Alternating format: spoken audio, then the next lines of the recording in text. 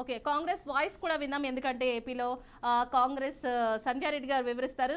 So విషయం జరిగిన రోజు ఒక ట్వీట్ వేసి మీ అధినేత, ఏపీ అధినేత ట్వీట్ వేసి వదిలేశారు, ప్రెస్ మీట్ పెట్టేసి అనేసి వినిపిస్తున్నది. సో మీరెప్పుడు దీక్షలు స్టార్ట్ చేస్తున్నారు? అందరికి గుడ్ మార్నింగ్ అమ్మా. మీరు మర్చిపోయినట్టున్నారు హనుమంతరావు గారి గురించి, మర్చిపోయినట్టున్నారు కదా. మీరు దీక్ష ఏం చేయలేదు. హనుమంతరావు గారు మర్చిపోయినట్టున్నారు మీరు. ఓన్లీ ఆంధ్రలో ఒకటమ్మా, ఇది రాజకీయం కాదు.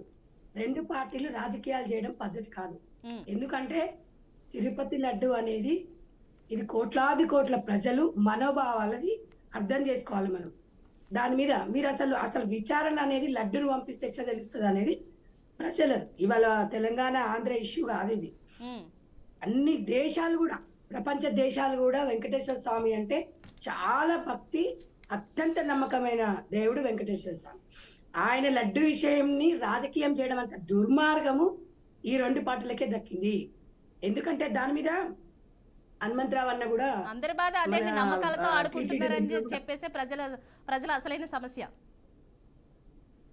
ఏందమ్మా, నమ్మకాలతో అందరూ నమ్మేది అని చెప్తున్నారు కదా, ఆ నమ్మకాలతోనే ఆడుకుంటున్నారు నాయకులు అని చెప్పేసి ప్రజల బాధ.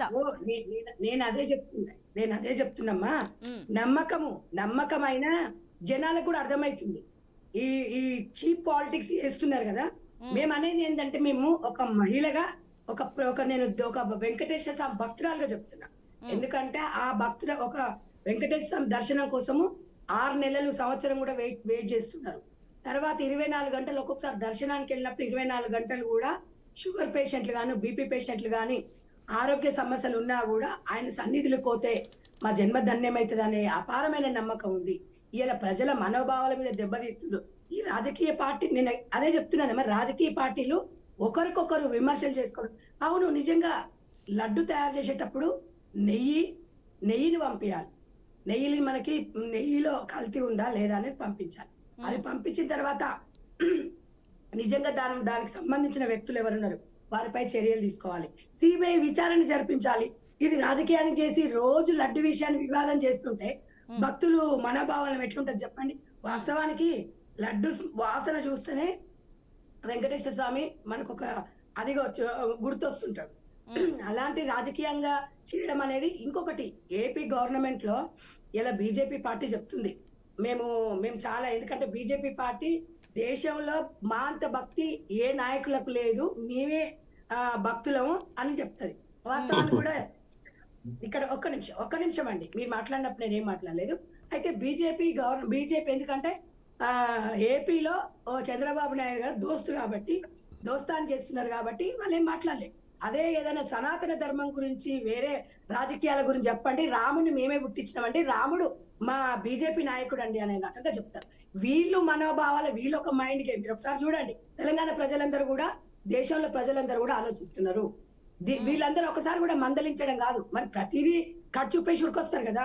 ఈసారి ఎందుకు మాట్లాడలేదు దాని మీద అంటే, బీజేపీ కూడా ఈ రాజకీయాలు, మోడీ గారు అత్యంత భక్తుడు, మరి ఈ విషయంలో ఎందుకు సీరియస్ ఉన్నారని చెప్తున్నారు. మరి దాని మీద ఈ విచారణ ఎందుకు జరిపించామని బీజేపీ వాళ్ళు చెప్పలేదు. బీజేపీ వాళ్ళకు అసలు ఇక భక్తులు అంటే మేమంటేనే భక్తి, దేశంలో ఇంకా మేము తప్ప ఇంకెవరికి భక్తులు లేరనే విధంగా మాట్లాడతారు. ఇందాక సోదరులు మాట్లాడిండ్రు, మేము దాని మీద కూడా మేము దానికి మద్దతు ఇస్తున్నామన్నారు. ఎక్కడ మద్దతు ఇచ్చిరు, ఎక్కడ మీ వాయిస్ మాట్లాడిరు, ఎక్కడ అది చేసిండ్రు అనేది కూడా తెలంగాణలో ప్రజలు గమనిస్తారు, ఆంధ్రాలో ప్రజలు గమనిస్తారు.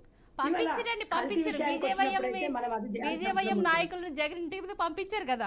ఇప్పుడు జగన్ ఇంటికి అటాక్ చేస్తారు, అది కాదండి. మాట్లాడండి. మీరు ఒక్కొక్కరు 10 నిమిషాలు మాట్లాడిర్రు, 10 నిమిషాలు మాట్లాడిరు, మీరు సపోర్ట్ చేయలేదు. నేను మాట్లాడింది కూడా వినాలి. నేను ఇక్కడ టైం చూసుకుంటే ఇద్దరికి 10 నిమిషాలు ఇచ్చిండ్రు. కాంగ్రెస్ పార్టీని మీరు డైవర్ట్ చేయదు. నేను చెప్పేది వినండి. నువ్వు మాట్లాడినప్పుడు నేను ప్రతిదీ నోట్ చేసుకున్నా. మీరు కూడా, మీకు అవకాశం వస్తుంది మళ్ళీ అప్పుడు చెప్పండి. కాంగ్రెస్ వర్షన్ కూడా మీరు వినాలి.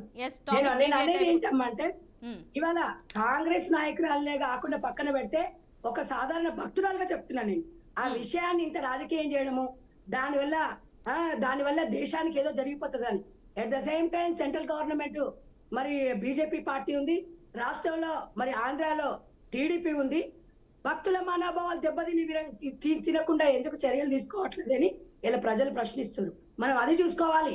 అంతేగాని ఇది ఓట్ల సింపతి కోసమో లేకపోతే వైఎస్ఆర్ పార్టీ చేసింది ఈ ప్రజలకు దీనివల్ల ఏమొస్తుందండి?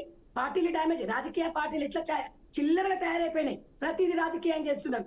ఇవాళ ప్రజలకు కూడా ఏమర్థం అవుతుందంటే ఈ నిజంగా మీరు ఇష్యూ జరిగిన తర్వాత ఒక 20% లడ్డు సేల్ పెరిగింది తెలుసమ్మా. అంటే ప్రజలు కూడా కర్రగాల్చి వాత పెడుతున్నారు. ఈ రాజకీయ నాయకుల వల్ల దేవుణ్ణి కూడా అది చేస్తున్నారు. కొంతమంది ఏమో దేవుని పేరు చెప్పే ఓట్లు దండుకుంటున్నారు.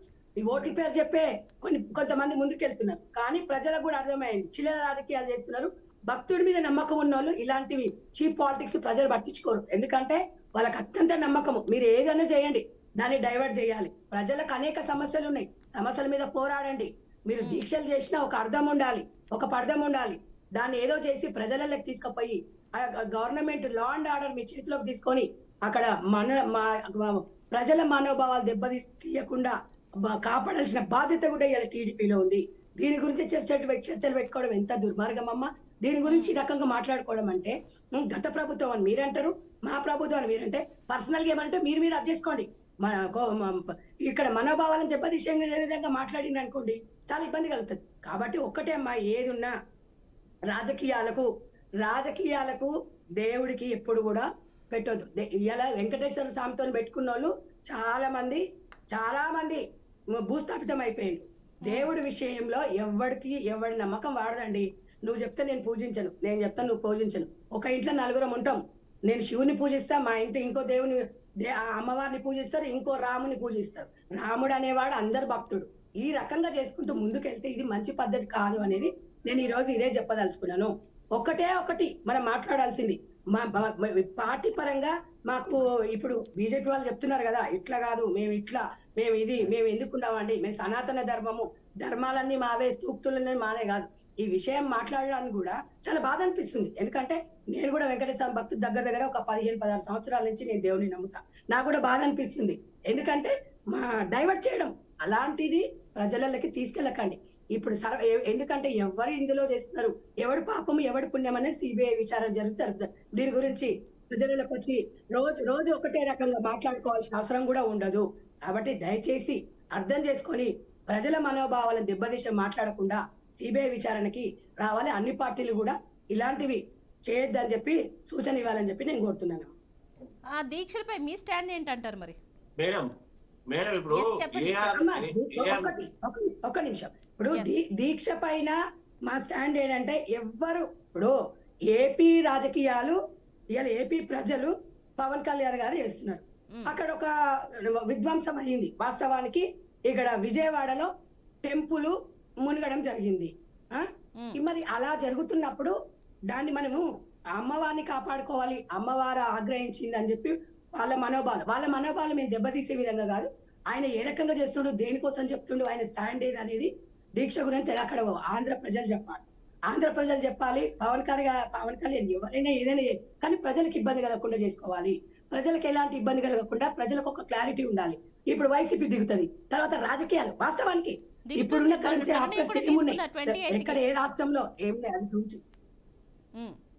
ఇప్పుడు చెప్పండి ఇప్పుడు మేడం మాట్లాడుతూ బీజేపీ మీద అభండాలు వేయడం, ఇప్పుడు మేము చాలా ఇంతకుముందే చెప్పినాం చాలా స్పష్టంగా ఈ విషయంలో ఎంక్వైరీ జరగాలని. నిన్న తిరుమల తిరుపతి దేవస్థానం యొక్క ఫిర్యాదు మేరకు నిన్న ఏఆర్ ఫుడ్స్ పై క్రిమినల్ కేసులు ఫైల్ అయిపోయి గతంలో సంబంధించిన ఆ లడ్డుకు సంబంధించిన సప్లై చేసిన అవన్నీ కూడా వాళ్ళంతా క్రెడిట్ ఇస్తున్నారు. సో వాస్తవాలు బయటకు వస్తున్నాయి. ఆ ల్యాబ్ లో ఇప్పుడు పోలీస్ ఇన్వెస్టిగేషన్ జరుగుతున్నది కాబట్టి డెఫినెట్ గా ఏదైతే తమిళనాడు సంస్థకు చెందిన ఈ సంస్థ ఉందో దీని మీద క్రిమినల్ కేసులు ఫైల్ అయినాయి. ఆ విషయం తెలుసుకోవాలి. ఎందుకంటే మేము ఇంతకుముందు కూడా చెప్పాం, ఇంకా వాస్తవాలు బయటకు రాకుండా ఒక అధికార పార్టీ, దేశాన్ని పరిపాలిస్తున్న పార్టీ తొందరపడితే చాలా డ్యామేజ్ జరిగే అవకాశం ఉంది. కాబట్టి ఆ విధంగా దాన్ని ఎట్టి పరిస్థితులలో ఎంకరేజ్ చేసేది లేదు. కాబట్టి డెఫినెట్ గా హిందూ మనోభావాలు దెబ్బతీసే మటుకు దానికి సంబంధించిన మూల్యం చెల్లించుకోవాల్సింది నిజంగా తప్పి జరుగుతాయి. అది జగన్మోహన్ రెడ్డి గారు ప్రభుత్వంలో ఎవరెవరు ఇన్వాల్వ్ అయ్యారో దాంట్లో ఆ రోజున్న ఆలయ చైర్మన్ కావచ్చు, తిరుమల తిరుపతి చైర్మన్, కమిటీ సభ్యులు అందరూ దాంట్లో ఇన్వాల్వ్ అయిన వాళ్ళు ఎవరు, టెండర్ ఇచ్చిన వాళ్ళు ఎవరు, దీంట్లో ఎవరిని వదిలిపెట్టిపోవమ్మా. అందరి మీద యాక్షన్ తీసుకోవాల్సిందే. అది